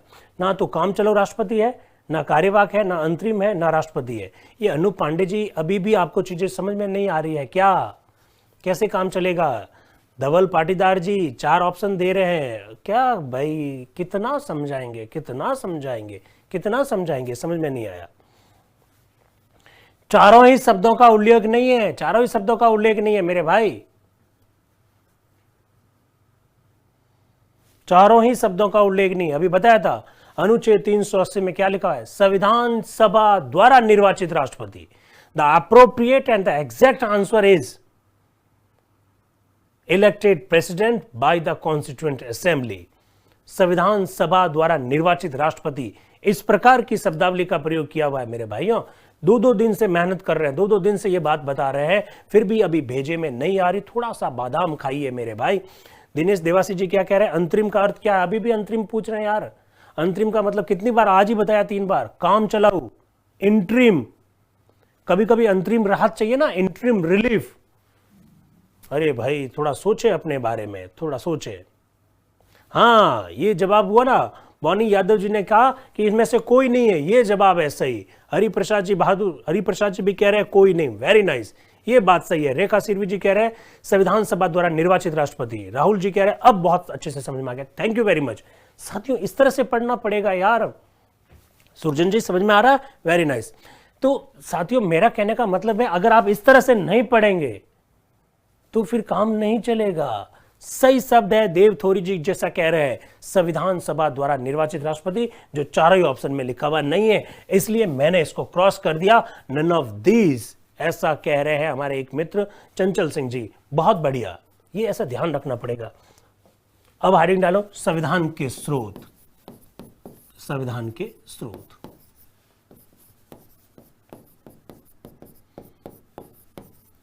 पहला प्रश्न दिखाई देगा साथियों, पहला प्रश्न अच्छा हो सकता है, और वो प्रश्न क्या होगा कि भारतीय संविधान पर सबसे अधिक प्रभाव किसका दिखाई देता है? भारतीय संविधान पर सबसे अधिक प्रभाव 1935 के भारत शासन अधिनियम का दिखाई देता है। तो क्या लिखेंगे? पहली बात लिख दीजिए, संविधान पर सर्वाधिक प्रभाव, संविधान पर सर्वाधिक प्रभाव, संविधान पर सर्वाधिक प्रभाव, सर्वाधिक प्रभाव भारत शासन अधिनियम 1935 का है। भारत शासन अधिनियम 1935 का है, 1935 का है। ठीक है, ऐसा क्यों? बहुत बढ़िया जवाब दिया, सचिन जी ने सही जवाब दिया, मनीष जी ने सही जवाब दिया, बहुत बढ़िया बात है, अच्छी बात है। संविधान पर सर्वाधिक प्रभाव भारत शासन अधिनियम 1935 का। क्यों? जवाब आना चाहिए ना, कथन और कारण में ऐसे प्रश्न आएंगे। भारतीय संविधान को 1935 के अधिनियम की प्रतिलिपा, रिप्लिका क्यों कहा जाता है? जवाब तो आना चाहिए ना। तो भारत के संविधान पर सर्वाधिक प्रभाव भारत शासन अधिनियम 1935 का, क्योंकि, लिख दीजिए, लिखिए लिखिए, क्योंकि संविधान के लगभग, क्योंकि संविधान के लगभग 60% प्रावधान, संविधान के लगभग 60% प्रावधान, 60% प्रावधान, 60% प्रावधान इसी अधिनियम से लिए गए हैं, इसी अधिनियम से लिए गए हैं, इसी अधिनियम से लिए गए। ठीक है, सामा डूडी जी कह रहे हैं 60%। यस साथियों, आपको जानकर ताज्जुब होगा कि 60% प्रावधान लिए ही नहीं गए, बल्कि शब्दशः पूरे के पूरे शब्द समेत वहां से उठा लिए गए 1935 के अधिनियम से। इसलिए सर्वाधिक प्रभाव इस अधिनियम का दिखाई देता है। एकदम बात सही है बलवंत चौधरी साहब। इसके अलावा रजत सिंह जी एकदम सही है, सांवर जो कह रहे हैं बात सही है। तो ये सब बातें आपको ध्यान रखना है, संविधान के स्रोत विषय पढ़ने से पहले ये बात ध्यान होनी चाहिए। अब मैं एक तरफ देश लिखता हूं साथियों। सबसे ज्यादा अगर किसी देश के संविधान का प्रभाव हम पर दिखाई देता है तो वो संविधान है साथियों इंग्लैंड का। बड़ा अजीब सी स्थिति है। बड़ी अजीब सी स्थिति है कि जिस देश का संविधान अलिखित है, जिस देश का संविधान अलिखित है, उस संविधान का सबसे ज्यादा प्रभाव हमारे भारत के संविधान पर दिखाई देता है। अगर देश की बात की जाए तो इंग्लैंड होगा, और कोई एक्ट और कानून की बात की जाए तो ऐसी स्थिति में 1935 का भारत शासन अधिनियम होगा साथियों, ऐसा मैं कहना चाह रहा हूं। ठीक। प्रदीप कुमार जी यादव कह रहे हैं कि सर जब 1935 के अधिनियम के 60% प्रोविजन जब लिए गए तो फिर इतना टाइम क्यों लगा? अरे कितना टाइम लगा प्रदीप जी, मुझे बताओ ना। 3 वर्षों में भारत का संविधान तैयार हुआ है। देश की जनसंख्या लगभग 30 करोड़ के करीब थी उस समय की बात कर रहा हूं मैं, जब संविधान बना लिया था। हालांकि जब भारत और पाकिस्तान जब साथ में थे तब तो 40 करोड़ थी, लेकिन जब पाकिस्तान चला गया तो 30 करोड़ की जनसंख्या तो थी। आप सोचिए कि 30 करोड़ की जनसंख्या, जिसमें हमारे दलित भाई भी है, हिंदू भी है, मुस्लिम्स भी है, सिख भी है, ईसाई भी है, अलग अलग जातियों वाला यह देश, अलग अलग भौगोलिक क्षेत्र वाला यह देश, इन सब लोगों की भावनाओं को, सारे लोगों की अपेक्षाओं को संतुष्ट करके एक किताब में लिखना कोई मुश्किल, आसान काम थोड़ी था। कितना मुश्किल रहा होगा, संविधान निर्माताओं को किन दिक्कतों का सामना करना पड़ा होगा, हम कल्पना नहीं कर सकते। आप और हम सब मिलकर आज संविधान की आलोचना कर सकते हैं एसी रूम में बैठकर, लेकिन साथियों जरा सोचिएगा, जब संविधान का निर्माण जब किया गया तो किन परिस्थितियों में क्या होगा। बाहर सांप्रदायिक दंगे हो रहे थे, तलवारें चल रही थी, हिंदू मुस्लिम आपस में झगड़ रहे थे, दलित अपने लिए विशेष अधिकारों की मांग कर रहे थे, देशी रियासतें हमको आंखें दिखा रही थी, जनजातीय क्षेत्र वाले कह रहे थे कि हमारी विशेष संस्कृति है, हम इस प्रकार के भारत में नहीं मिलना चाहते। उन परिस्थितियों में हमारे संविधान निर्माताओं ने इस प्रकार के संविधान का निर्माण कर लिया साथियों, ये तो देवदूत की तरह ही है। आप कह रहे हैं कि ये 1935 के अधिनियम, अरे भाई 1935 के अधिनियम के जो प्रोविजंस जब लिए जा रहे थे तब भी तो आपको जस्टिफाइड करना पड़ेगा ना कि अंग्रेजों ने भली बनाया है 1935 का अधिनियम, लेकिन वर्तमान समय में देश की जो परिस्थितियां हैं उन परिस्थितियों में कौन कौन से प्रोविजंस ऐसे हैं जो अनुकूल रहेंगे। तो हमें एक एक प्रोविजन पर, एक एक प्रोविजन तो बहुत दूर की बात, एक एक शब्द पर, एक एक अक्षर पर, एक एक बिंदी पर घंटों घंटों संविधान सभा में बहस हुई है साथियों, इसलिए मैंने ऐसा कहा। अरुण यादव जी कह रहे हैं 1935 का अधिनियम बनाया किसने? 1935 का अधिनियम नो डाउट अंग्रेजों ने बनाया, लेकिन उससे पहले 1930, 1931 और 1932 के गोलमेज सम्मेलन में कई भारतीय समूह उनसे चर्चा कर चुके थे, तो भारतीयों का रोल था उसमें, और डॉक्टर अंबेडकर की तो बड़ी भूमिका थी। ठीक है, तो इंग्लैंड से हमने क्या क्या लिया साथियों, लिख लीजिए। संसदीय शासन व्यवस्था, parliamentary system of the government, संसदीय शासन व्यवस्था। ठीक, फिर लिखिए विधि का शासन, रूल ऑफ लॉ। ठीक, फिर लिखिए विधि निर्माण की प्रक्रिया, विधि निर्माण की प्रक्रिया। फिर लिखिए सामूहिक उत्तरदायित्व, सामूहिक उत्तरदायित्व। एक्चुअली में parliamentary system of the government का जो सिस्टम है वो सब हमने इंग्लैंड से ही लिया है साथियों, ये बातें आप सब ध्यान रखना। ठीक है,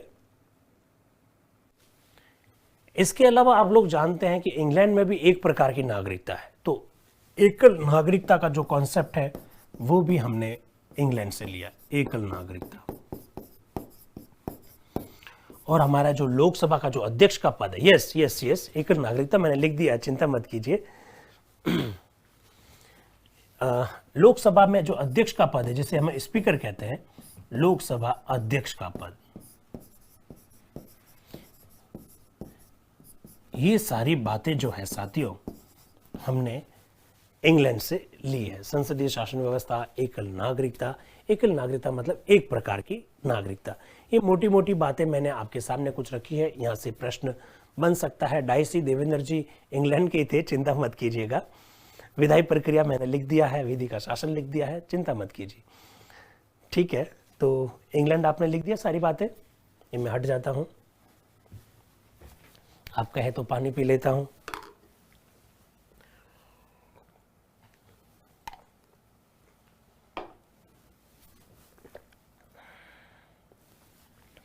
सामूहिक उत्तरदायित्व क्या है? लोकेंद्र जी प्रश्न पूछ रहे, आने दीजिए ना, जब हम लोग पार्लियामेंट की बात करेंगे तब सामूहिक उत्तरदायित्व पे बात करेंगे।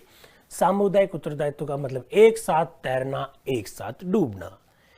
एक मंत्री ने कुछ किया है तो सबका उत्तरदायित्व, दैट इज सामूहिक उत्तरदायित्व। आगे बात करेंगे, राइट। इंग्लैंड सब लिख दिया आपने, आगे बात करें। America, USA. अमेरिका से हमने खूब सारी चीजें ली है साथियों। सबसे बड़ी बात, शक्तियों का पृथक्करण, सेपरेशन ऑफ द पावर्स, शक्तियों का पृथक्करण। शासन व्यवस्था के तीनों अंग अलग अलग होंगे, ये हमने अमेरिका से लिया है, ठीक है। समझेंगे आगे, आगे समझेंगे। शक्तियों का पृथक्करण के अलावा हमने अमेरिका से न्यायिक पुनरावलोकन, भारतीय संविधान का जो अनुच्छेद 13 जो आधार बनता है, वो न्यायिक पुनरावलोकन हमने यहीं से लिया है। मौलिक अधिकार, मूल अधिकार जो है वो हमने इंग्लैंड से ही लिया, अमेरिका से ही लिया है। हमारी न्यायपालिका की जो स्वतंत्रता है, न्यायपालिका को स्वतंत्रता, वो हमने यहीं से लिया है, ठीक है। महाअभियोग की जो प्रक्रिया है वो भी हमने यहीं से ली है। महाअभियोग की प्रक्रिया बहुत डिटेल में चर्चा करेंगे साथियों, ये सब नोट डाउन कर दीजिएगा, ऐसे प्रश्न बन जाते हैं। महाअभियोग की प्रक्रिया। प्रदीप कुमार जी कह रहे सर अंग्रेज इतने तेज क्यों होते हैं? प्रदीप जी बस अच्छा प्रश्न पूछा, मेरा मन का प्रश्न पूछ लिया आपने। हालांकि मैं जवाब दूंगा तो ज्यादा समय लग जाएगा, पर मैं 30 सेकंड में आपका जवाब दे देता हूं। तेज क्यों होते हैं इसका जवाब है, हम में और उनमें एक ही फर्क है, वो राष्ट्र के प्रति बड़े जबरदस्त वफादार होते हैं। उनमें राष्ट्रीयता की भावना कूट कूट कर भरी होती है, वे सही मायने में नागरिक होते हैं। हम लोग भीड़ है, हम लोग राष्ट्र के प्रति प्रेम नहीं रखते हैं, हम में राष्ट्रीयता की भावना नहीं है। हमें राष्ट्रीयता की भावना कभी कभार आती है, उबाल आता है हम पर।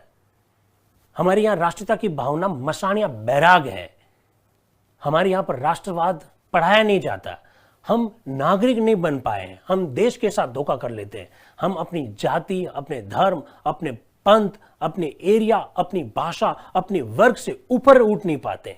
वे लोग सच्चे राष्ट्रभक्त हैं, वे लोग नागरिक हैं, इसलिए वे लोग हमसे तेज हैं। वे लोग इसलिए विकसित हो पाए और हम लोग अभी भी विकास की प्रक्रिया में हैं, क्योंकि हम नागरिक नहीं बन पाए, ठीक है। तो इस बात का ध्यान रखिएगा आप। महाअभियोग की प्रक्रिया भी हमने यूएसए यानी अमेरिका से ली है साथियों, ये थोड़ा सा ध्यान रखना। अच्छी बात पर प्रश्न पूछा जा सकता है। इवन एक PIL लोकहितवाद PIL का जो कॉन्सेप्ट है वो भी हमने अमेरिका से लिया है। अमेरिका, जैसे भारत का जो राष्ट्रपति है, भारतीय संविधान का अनुच्छेद 53 जब हम लोग पढ़ेंगे तब आपको बताएंगे कि भारत का जो राष्ट्रपति है तीनों सेनाओं का सुप्रीम कमांडर होता है। हाँ, मैं साइड में हो रहा हूं, मैं साइड में हूं, एकदम साइड में हूं। तीनों सेनाओं का जो सुप्रीम कमांडर है वो कॉन्सेप्ट भी हमने अमेरिका से लिया। तो लिख दीजिए, राष्ट्रपति का तीनों सेनाओं का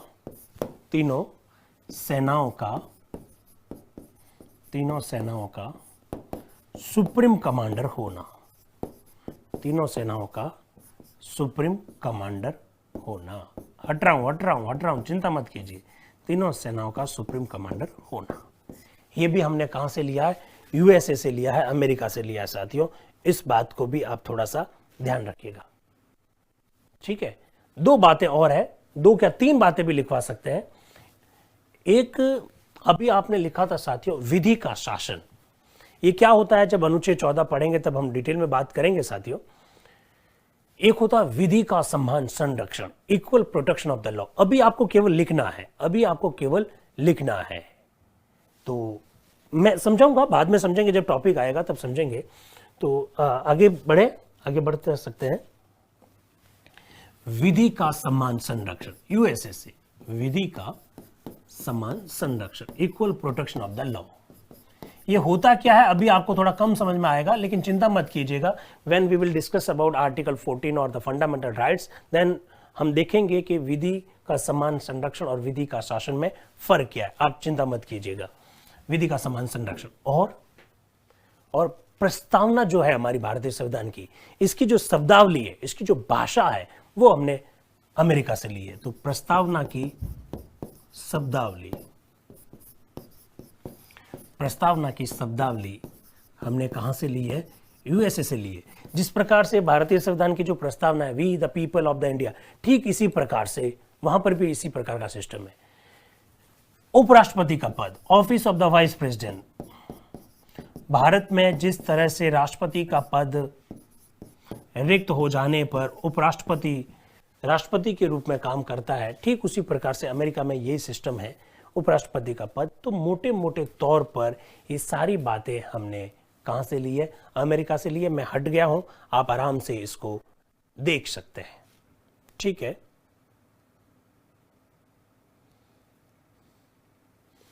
चलिए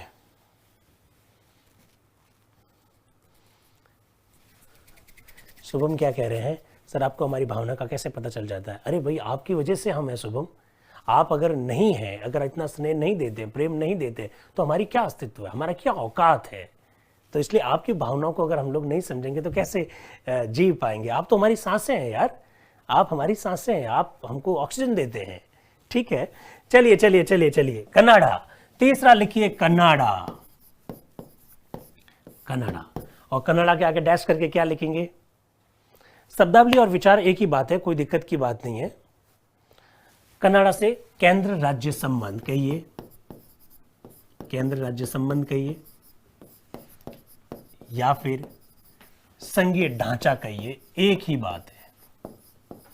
संघीय ढांचा कहिए, एक ही बात है। ये हमने कनाडा से लिया है साथियों। प्रस्तावना की भाषा ऑस्ट्रेलिया से नहीं, प्रस्तावना की जो भावना है वो के.आर. पूनिया साहब हमने ऑस्ट्रेलिया से ली है, ऐसा मैं कहना चाह रहा हूं। प्रस्तावना की शब्दावली जो है हमने अमेरिका से ही ली है। तो केंद्र राज्य संबंध कहिए, संघीय ढांचा कहिए, ये एक ही बात है।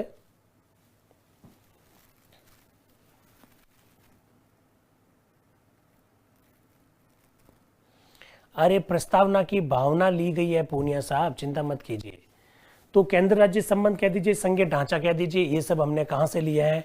कनाडा से लिए हैं। आगे आपको बताएंगे साथियों, जब भारतीय संविधान का अनुच्छेद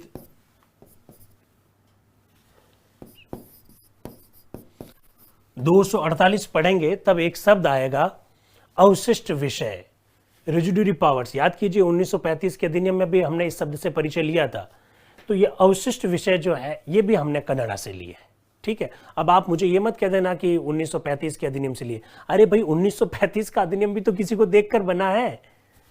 हाँ, यहां से टपकेगा क्वेश्चन, रमेश जी क्वेश्चन टपकेगा। आपसे कुछ प्रावधान लिख देंगे और देश लिख देंगे और आपको कहेंगे मैच कीजिएगा। तो अवशिष्ट विषय हमने कनाडा से लिए। और भारत में हर राज्य में राज्यपाल होता है। ये राज्यपाल राष्ट्रपति के द्वारा नियुक्त किए जाते हैं। तो राज्यपालों की केंद्र सरकार के द्वारा जो नियुक्ति की जाती है, ये सिस्टम भी हमने कहां से लिया है? कनाडा से लिया है। तो ये थोड़ा सा लिख दीजिएगा, केंद्र द्वारा राज्यपालों की नियुक्ति, केंद्र द्वारा राज्यपाल की नियुक्ति। ये जो सिस्टम है केंद्र द्वारा राज्यपाल की नियुक्ति, ये जो सिस्टम है साथियों, ये सिस्टम हमने कहां से लिया है? कनाडा से लिया। अरे प्रस्तावना की भाषा, रुक जाइए यार, क्यों इतना परेशान हो रहे हैं? हाँ, राज्यपाल की नियुक्ति के.आर. पूनिया साहब, मैंने जवाब दे दिया है, कनाडा से लिया गया।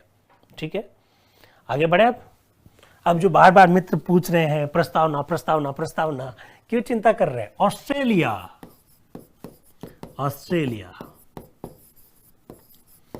ऑस्ट्रेलिया से क्या लिया? पहली बात, केंद्र और राज्यों के बीच में जो संबंध है, इसमें एक सूची होती है समवर्ती सूची। तो समवर्ती सूची जो है हमने ऑस्ट्रेलिया से ली है। कॉन्करेंट लिस्ट क्या ली है? समवर्ती सूची। दूसरा साथियों, जो प्रस्तावना का जो कॉन्सेप्ट है, प्रस्तावना का जो दर्शन है, प्रस्तावना की जो भावना है, भावना कह दीजिए, दर्शन कह दीजिए, ये सब हमने कहां से लिया है? ऑस्ट्रेलिया से लिया। जो मित्र बार बार कह रहे हैं तो उनका मैंने जवाब दे दिया साथियों। प्रस्तावना की जो भावना है वो हमने ऑस्ट्रेलिया से ली है, ये मैं कहना चाह रहा हूं। और भारतीय संविधान का जब अनुच्छेद 108 पढ़ेंगे, जब आपको बताएंगे लोकसभा और राज्यसभा कुछ मामलों में संयुक्त रूप से बैठ सकती है, तो ये जो संयुक्त बैठक लिखिएगा, सदनों की संयुक्त बैठक का प्रावधान, सदनों की संयुक्त बैठक का प्रावधान, संयुक्त बैठक का प्रावधान, ये हमने कहां से लिया है? ऑस्ट्रेलिया से लिया। ये थोड़ा सा ध्यान रखिएगा। प्रस्तावना की अवधारणा, संवर्ती सूची, संसद के दोनों सदनों की संयुक्त बैठक, ऐसा बिट्टू कुमार जी कह रहे हैं, एकदम सही कह रहे हैं, कोई दिक्कत नहीं है। और साथियों, भारत का जो राष्ट्रपति, yes yes yes yes yes, Manisha Kanwar ji ने लिख भी दिया, क्या बात है। भारत का जो राष्ट्रपति सुप्रीम कोर्ट से जो एडवाइस लेता है, ये सिस्टम भी हमने ऑस्ट्रेलिया से लिया है। तो लिख दीजिए,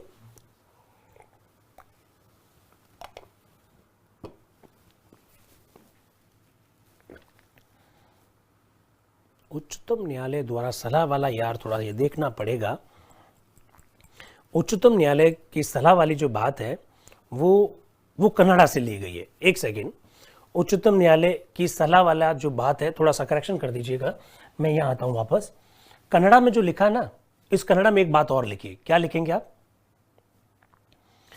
क्या लिखेंगे आप? ऐसा लिखिए, उच्चतम न्यायालय द्वारा नहीं सॉरी, राष्ट्रपति द्वारा उच्चतम न्यायालय से सलाह, ऐसा लिख दीजिए। राष्ट्रपति द्वारा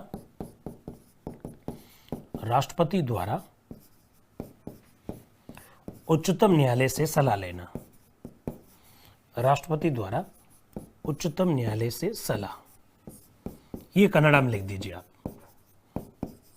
राष्ट्रपति द्वारा उच्चतम न्यायालय से सलाह। क्या बात है, कन्नड़ा, वेरी नाइस। ठीक है, ओके। संयुक्त बैठक, हाँ, संयुक्त बैठक अनुच्छेद 108 में है, बात करेंगे साथियों।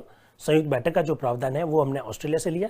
ये कनाडा से एक बात और जोड़नी थी, मैं भूल गया था। हाँ, मैंने करेक्शन कराने की जरूरत नहीं पड़ी, इससे पहले ही समझ में आ गया। राष्ट्रपति द्वारा उच्चतम न्यायालय से सलाह लेने का जो कॉन्सेप्ट है वो हमने कनाडा से लिया। हाँ, कनाडा से जो भारतीय संविधान का वर्तमान समय का जो अनुच्छेद है 143, उसमें ये जो कॉन्सेप्ट है ये हमने कनाडा से ही लिया है। ठीक है, तो कनाडा वाली बात में लिख दिया ये, ओके।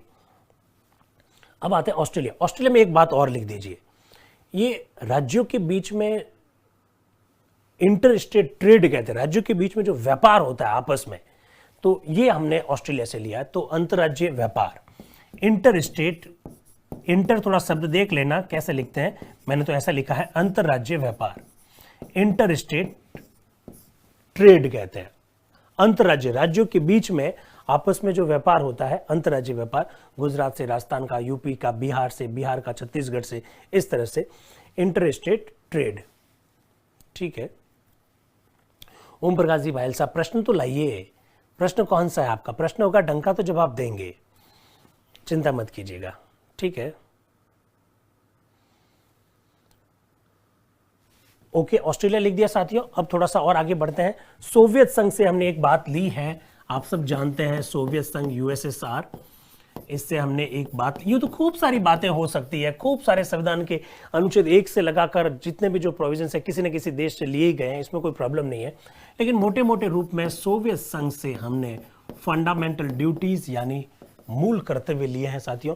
ये बहुत सिंपल सी बात है। जीएसटी का तो कॉन्सेप्ट अब आया है, हम संविधान जब लागू हुआ उस समय की बात कर रहे हैं साथियों, तो ये भी आप लिख देना। तो सोवियत संघ के बाद में अब अपने को बात करनी है साथियों आयरलैंड। आयरलैंड से बहुत फेमस बात ली गई है, अक्सर प्रश्न पूछा जाता है, राज्य के नीति निदेशक तत्व। राज्य के नीति निदेशक तत्व हमने आयरलैंड से लिए हैं, एक बात आपको ये ध्यान रखनी। और दूसरा, राज्यसभा जो है हमारी, उसमें 12 सदस्य मनोनीत किए जाते हैं। तो राज्यसभा के जो 12 सदस्य जो मनोनीत किए जाते हैं, वो साथियों हमने आयरलैंड से लिए हैं। तो राज्यसभा में मनोनयन की व्यवस्था, राज्यसभा में मनोनयन की व्यवस्था, मनोनयन की व्यवस्था, ये सब चिंता मत कीजिए, आगे पढ़ेंगे हम लोग। इसी प्रकार से राष्ट्रपति का जो चुनाव होता है, राष्ट्रपति का चुनाव किस पद्धति से होता है, एकल संक्रमणीय, अनुपातिक, गुप्त मतदान प्रणाली, उस पर बात करेंगे होती क्या है। ये जो राष्ट्रपति की जो चुनाव की प्रक्रिया है वो भी हमने कहां से लिए? आयरलैंड से लिए। तो क्या लिखेंगे? राष्ट्रपति के निर्वाचन की प्रक्रिया, राष्ट्रपति के निर्वाचन की प्रक्रिया।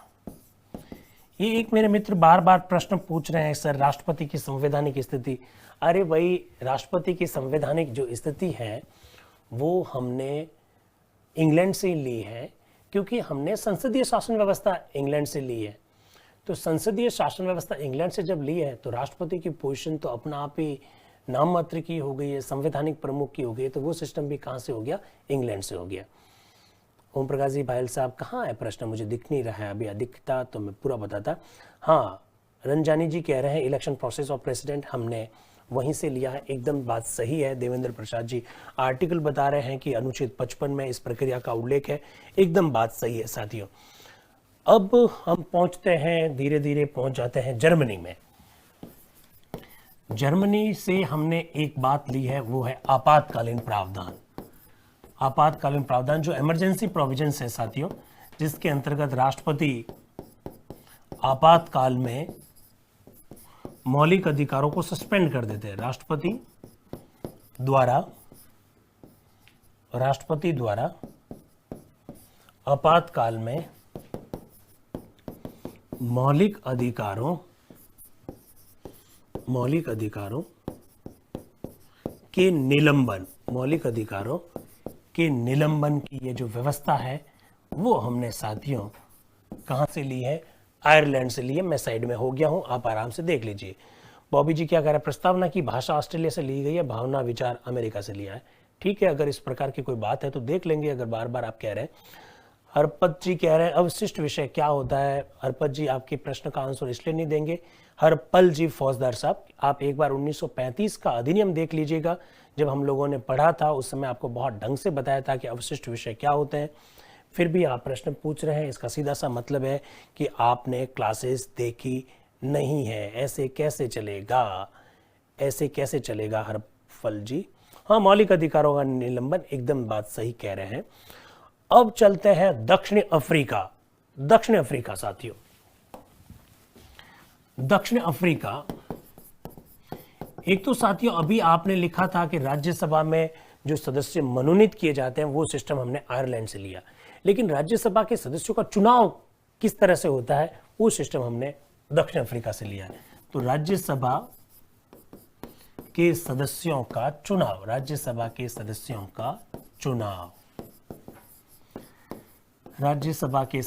चुनाव, साइड में ही हूं, चिंता मत कीजिएगा, आप साइड में हूं एकदम। और क्या लिया हमने दक्षिण अफ्रीका से? आप अच्छी तरह से जानते हैं साथियों क्या, और वो है संविधान संशोधन की प्रक्रिया। संविधान संशोधन की प्रक्रिया ये हमने कहां से ली है साथियों? ये हमने लिया है दक्षिणी अफ्रीका से।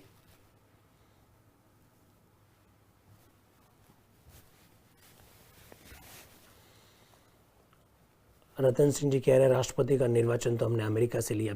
रतन जी, अभी राष्ट्रपति के चुनाव हुए अमेरिका में, आपने देखा वो किस पद्धति से चुनाव हुए हैं? जॉर्ज बुश साहब के साथ क्या दिक्कत थी, पढ़ा आपने? सुमन चारण साहब क्या करिए, संविधान सभा में सभी बुद्धिमान लोग थे तो हमने स्रोत दूसरे देशों से क्यों लिए? स्वयं भी तो बना सकते थे। सुमन जी के इस प्रश्न को रोकेगा जरा। सुमन जी, इतिहास विषय पढ़ने की आवश्यकता ही कहाँ है हमको? जब इतिहास विषय क्यों पढ़ते हैं? अगर आपको इसका जवाब पता है तो मेरे हिसाब से सुमन जी इस प्रश्न का भी आंसर पता है। ये आप जो कह रहे हैं ना कि हमने अलग अलग देशों से, अरे अलग अलग देशों से लेने का क्या मतलब है? इन देशों में इस प्रकार की व्यवस्था प्रचलित थी तो हमको लगा कि ये हमारे यहाँ पर भी लागू कर दीजिए, हमने लागू किया ना। आप सुमन जी एक बात बताइए, जैसे हमारे यहाँ पर थर्ड गवर्नमेंट के रूप में हम लोगों ने पंचायत राज संस्थाएं और नगर पालिका स्थापित कर रखी, ये हमारा खुद का है, हमने किसी से नहीं लिया। तो हमने अपनी परिस्थितियों को देखा है, जिन लोगों के संविधान पहले लागू हो गए उसको हमने देखा, उनका सिस्टम ठीक है, उसको अडॉप्ट करने में दिक्कत क्या है? सुमन जी बताइए, मेरे हिसाब से किसी भी प्रकार की कोई प्रॉब्लम नहीं है। चलिए, तो संविधान संशोधन की प्रक्रिया आ गई, अब और आगे बढ़े। एक आध देश और भी तो है, कौन है? जापान बच गया है, जापान से भी तो हमने कुछ लिया है। तो साथियों, जापान से हमने क्या लिया? भारतीय संविधान का जब अनुच्छेद 21 पढ़ेंगे तब आपको बताया जाएगा विधि द्वारा स्थापित प्रक्रिया।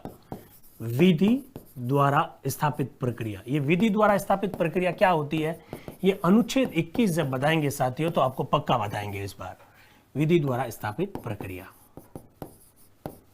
और भूल गए कौन सा देश, और वो देश कौन सा है? फ्रांस। फ्रांस फ्रांस फ्रांस से क्या लिया? फ्रांस से पहली बात गणतंत्र शब्द लिया। ये प्रस्तावना में जो लिखा ना, हम भारत के लोग, भारत को संपूर्ण लोकतंत्रात्मक गणराज्य, ये जो शब्द है हमने फ्रांस से लिया है साथियों। तो चूंकि वो लोग आजाद हो गए पहले, चूंकि वो लोग पहले संविधान बना लिए, तो उनसे हमने सीखा है। इसमें कोई चोरी करना थोड़ी है यार, बात को समझ रहे हैं? तो फ्रांस से हमने गणतंत्र लिया, और फ्रांस की क्रांति के नारा है स्वतंत्रता, बंधुत्व। ये जो स्वतंत्रता, समानता और बंधुत्व का जो नारा है, जो भारत के संविधान की प्रस्तावना आपको दिखाई देता है, वो हमने सब कहां से लिया है? फ्रांस से लिया है। तो स्वतंत्रता, समानता एवं बंधुत्व, फ्रैटर्निटी, ये सब हमने फ्रांस से लिए। कुछ मोटी मोटी बातें साथियों मैंने आपके सामने रखी है, कुछ बातें और भी जोड़ी जा सकती है, क्योंकि संविधान का एक एक प्रावधान किसी न किसी देश से तो प्रभावित है, तो इसमें कोई दो राय नहीं है, चोरी नहीं है, ये चोरी नहीं है साथियों। तो आज हमने भारतीय संविधान के स्रोत पढ़ लिए। कल अपनी क्लास है नहीं, कल संडे है, कल आप लोगों के लिए टेस्ट है, और मंडे को जब साथियों आपसे वापस मुलाकात होगी तब हम बात करेंगे भारतीय संविधान की जो अनुसूचियां हैं, उन अनुसूचियों पर चर्चा करना चाहेंगे हम लोग मंडे की क्लास में। तो आज के लिए इतना काफी। Thank you very much and wish all the best. Thank you.